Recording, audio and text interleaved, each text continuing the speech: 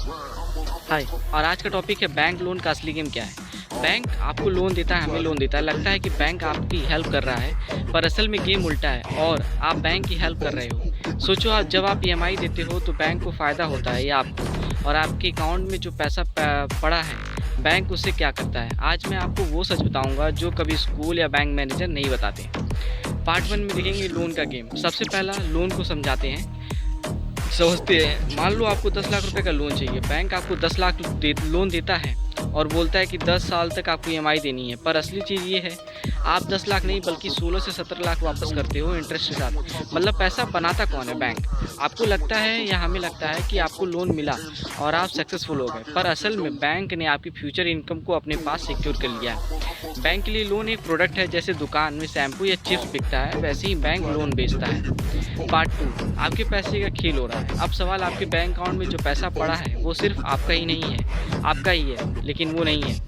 मान लो आपने 1 लाख रुपए अपने सेविंग्स अकाउंट में रखा। आपको लगता है कि बैंक उससे बस लॉकर में रख के प्रोटेक्ट करता है। रियलिटी ये है कि बैंक उस पैसे का 90% किसी और को लोन दे देता है।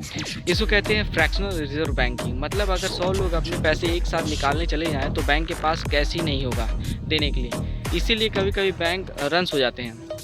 पार्ट 3, पैसा बनाने का असली सिस्टम क्या है। यहाँ सबसे शॉकिंग बात यह है, जब बैंक लोन देता है तो असल में उसके पास उतना पैसा होता ही नहीं। बैंक अपने कंप्यूटर पे एक एंट्री करता है और नया पैसा क्रिएट कर देता है। मतलब पैसा हवा से बनता है और उस पर भी आपसे इंटरेस्ट लिया जाता है। यानी जितना पैसा दुनिया में है उससे ज़्यादा कर्जा है, और सिस्टम में हमेशा बोरोवर ही प्रेशर में रहता है, क्योंकि बैंक के पास तो पैसा बनाने की मशीन है पर आपके पास सिर्फ मेहनत करने की मशीन।